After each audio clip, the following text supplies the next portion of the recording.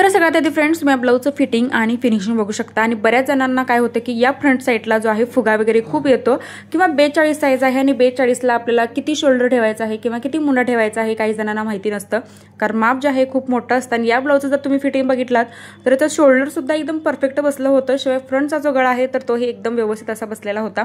तर आता आपण चला स्टार्ट करूया आपल्या आजच्या व्हिडिओला। तर 42 साइज आपण इथं कटिंग जे आहे बघणार आहोत। जसं की तुम्ही पीस बघितला असाल, सिंथेटिक पीस असून सुद्धा या ब्लाऊजचं जे फिटिंग आहे एकदम छान असं आपलं बसलं होतं। आता सगळ्यात आधी आपण टाकणार आहोत आपल्या ब्लाऊजची पूर्ण उंची। तर पूर्ण उंची मी घेतलेली आहे 15.5 इंच, जे की तयार होऊन आपली 14.5 इंचाची तयार होते। आणि जे शोल्डर आहे मी घेणार आहे 5.5 इंचाचं। आता जर तुमची कस्टमरची किंवा तुमची जर हाईट जास्त असेल तर तुम्ही 15 + 1 इंच 16 उंची घेऊ शकता। आता या कस्टमरची हाईट कमी असल्यामुळे 14.5 + 15.5 इंच मी उंची जी आहे घेतलेली आहे। आणि जे शोल्डर आहे मी घेतलेला आहे 5.5 इंच, मुंडा मी 6.5 इंच टाकलेला आहे। तर परत एकदा मी तुम्हाला सांगते की 42 साइजला जे शोल्डर आहे मी 5.5 इंच घेतलेला आहे आणि जो मुंडा आहे तर तो 6.5 इंच घेतलेला आहे। आणि आता त्यानंतर आपल्या छातीचा चौथा भाग जो आपल्याला आहे तो इथे घ्यायचा आहे। आता 42चा चौथा भाग आपला येतो 10.5 इंच। त्याच्यानंतर आपण पुढे काय करायचं आहे, त्याच्यानंतर 2 इंच एक्स्ट्रा मार्जिन घ्यायचं आहे। तर 2 इंच आपलं एक्स्ट्रा मार्जिन हे प्रत्येक ब्लाऊजमध्ये आपण जसं की घेतच असतो। कमर जे आहे 9 इंच घेतलेले आहे आणि 9 + 2 इंच त्याच्यामध्ये सुद्धा आपण मार्जिन जे आहे आपल्याला ॲड करून घ्यायचं आहे।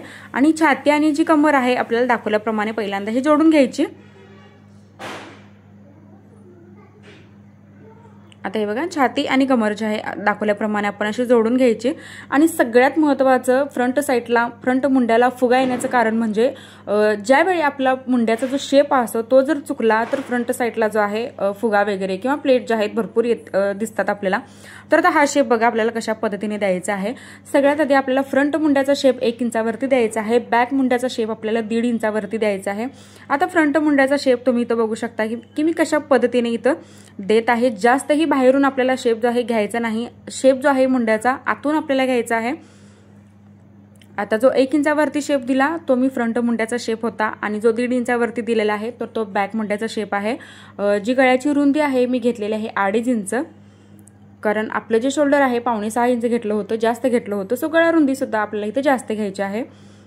आणि 6 इंचावरती मी पुढचा गळा घेतलेला आहे आणि जी क्रॉस पट्टी आहे 3 आणि 2.5 इंचावरती मी इथं घेतलेली आहे। तर हे बघा, क्रॉस पट्टी आपण दाखवल्याप्रमाणे इथं अशी मार्किंग करून घ्यायची। त्यानंतर कटोरीचं माप आपल्याला घ्यायचं आहे 7 इंचावरती। तर 42 साइजला कटोरी जी आहे 7 इंच एकदम प्रॉपर बसते। त्यानंतर एक स्ट्रेट लाईन इथं मार्किंग करून घ्यायची। त्यानंतर गळ्याच्या साईडतून आपण अशी त्रिकी लाईन इथं मारून घ्यायची आहे। आता या दोन्ही लाईन आपण का मारून घ्यायच्या, कारण कटोरीचा जो शेप आहे अंदाजे न देता अशा पद्धतीने जर तुम्ही दिला तर एकदम परफेक्ट कटोरीचा जो शेप आहे तर तो येतो। आणि इथं गळ्याला सुद्धा मी इथं राऊंड जो शेप आहे तर तो दिलेला आहे। आता आपलं हे कटिंग जे आहे प्रॉपर आपण असं करून घेतलेलं आहे। त्यानंतर पेपरवरती हे जे कटिंग आहे आपण पूर्ण करून घ्यायचं आहे। जर तुम्हाला थोडासा व्हिडिओ जर स्पीड जास्त वाटत असेल तर त्याचं जे स्पीड आहे तुम्ही सेटिंगमध्ये जाऊन थोडंसं कमी करू शकता। आता हे बघा, फ्रंट आणि बॅक जो आहे सेपरेट करून घेतलेला आहे। त्यानंतर आता आपण फ्रंटचे सगळे पार्ट जे आहेत दाखवल्याप्रमाणे आपण हे कटिंग करून घ्यायचे आहेत।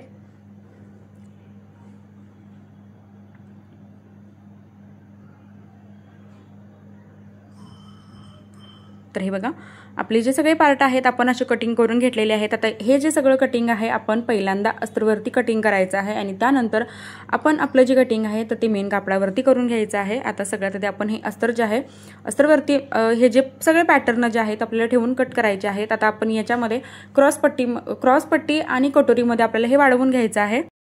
आता सगळ्यात आधी आपला जो बॅकचा पार्ट आहे तर तो आपण अस्तरवरती इथं ठेवून कट करायचा आहे। आणि बॅक पार्टमध्ये आपल्याला कोणतंच एक्स्ट्रा मार्जिन जे आहे तर ते घ्यायचं नाही। तर बऱ्याच वेळेला मला कमेंट अशा सुद्धा येतात की तुम्ही बॅक टक्ससाठी जे मार्जिन आहे तर ते एक्स्ट्रा घेत नाही का। तर मी एक्स्ट्रा जे मार्जिन आहे बॅक पार्टमध्ये कधीच घेत नाही, कारण जो टक्स आहे एकदम मी कमी जे कापड आहे टक्समध्ये आपण जे घेतो ते एकदम कमी घेतो, त्यामुळे एक्स्ट्रा मार्जिन जे आहे मी बॅक पार्टमध्ये अजिबात घेत नाही। आणि हा बॅक पार्ट आपल्याला पहिल्या सगळ्यात आधी कट करून घ्यायचा आहे।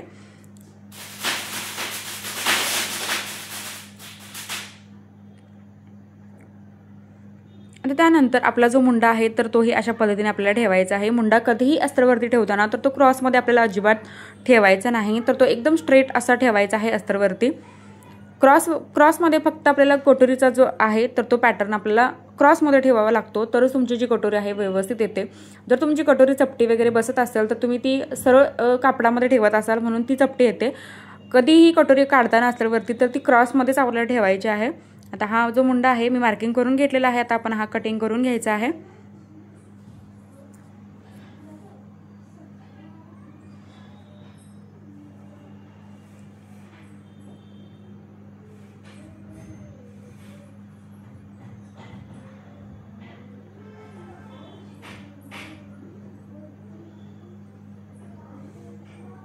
आता हे बघा, कटोरी जो आहे आपण डायरेक्ट अस्तरवरती वाढवत आहोत, ना की पेपरवरती आपण वाढवलेली नाही आहे, तशी आपण ही ठेवलेली आहे। आणि याच्यावरती आता अस्तरवरती आपण दोन्ही साईडला 1.5 इंचची कटोरी आहे तर ती वाढवणार आहोत। आणि सेंटरला आपण जसे की 1.5 इंच घेतो तशा पद्धतीने आपल्याला 1.5 इंचावरती घ्यायचे आहे।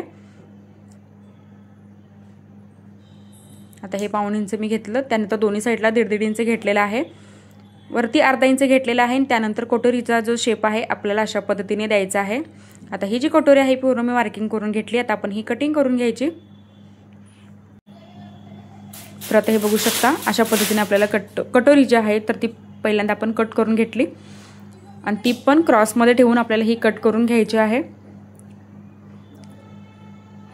आता ज्या स्लीव्ज आहेत तर त्या आपण या अस्तरमध्ये डायरेक्ट काढणार आहोत, कारण आपल्याला ज्या स्लीव्ज आहेत त्या शॉर्ट म्हणजे 5 इंचच्या काढायच्या आहेत। जर तुम्हाला 10 इंचच्या जर स्लीव्ज काढायच्या असतील तर अस्तर आपल्याला त्याला जास्त लागतं, म्हणजे 1.25 मीटर 1.5 मीटरपर्यंत आपल्याला अस्तर लागतं जर 42 साईजचं तुम्ही जर ब्लाऊज शिवत असाल तर। आता या कस्टमरचं जे ब्लाऊज आहे स्लीव्ज आहे तर त्या कमी होत्या, तर त्या ज्या स्लीव्ज आहेत मी डायरेक्ट अस्तरवरती इथं कट करत आहे। 5 + 1 इंच मी हात उंची घेतली।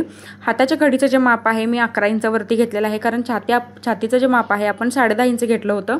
हाताच्या घडीवरती माप टाकताना आपल्याला फक्त अर्धा इंच त्याच्यामध्ये एक्स्ट्रा घ्यायचा आहे, म्हणजे 11 इंचावरती मी हाताची घडी टाकली।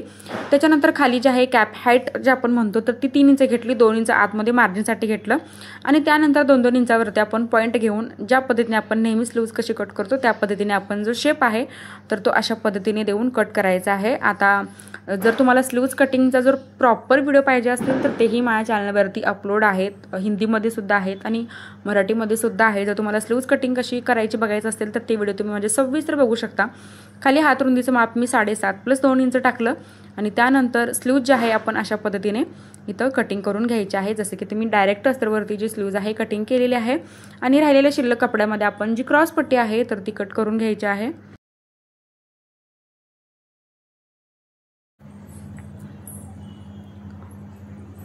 आता आपलं जे अस्तर आहे तर थोडं एक्स्ट्रा होतं, सो मी तर डबल जे अस्तरची घडी आहे म्हणजे क्रॉस पट्टी आहे डबल काढलेले आहे। जर तुमच्याकडे अस्तर कमी असेल तर सिंगल सुद्धा जे आहे क्रॉस पट्टी तुम्ही काढू शकता। इथे मी डबल क्रॉस पट्टी काढलेली आहे। जसं की आपण नेहमीप्रमाणे वरच्या साईडला शिलाई मार्जिनसाठी आपल्याला अर्धा इंच वाढवायचा आहे, साईडला मी अर्धा-1.5 इंच घेत असतो क्रॉस पट्टी कमी पडू नये यासाठी। आणि सगळे पार्ट तुम्ही बघू शकता अशा पद्धतीने आपण कट करून घेतलेले आहेत। आता हेच पार्ट ठेवून आपल्याला मेन कपड्यावरती जे कटिंग आहे तर ते करून घ्यायचं आहे। आता मेन कपडा जो आपला आहे तर तो एकदम सिंथेटिक असल्यामुळे मशीनवरती कट करता आला नाही, सो मी तर खाली व्यवस्थित घेऊन कट इथं व्यवस्थित जे आहे करून घेणार आहे। आता हे जे आपलं कटिंग आहे प्रॉपर आपण असं करून घेतलेलं आहे, बघू शकता तुम्ही सगळे पार्ट जे आहेत मी कट करून घेतलेले आहेत आणि नॉर्मल आपण जसं स्टिचिंग करतो तशी ही स्टिचिंग करून घ्यायचं आहे। सो व्हिडिओ शेवटपर्यंत बघितल्याबद्दल अगदी मनापासून धन्यवाद।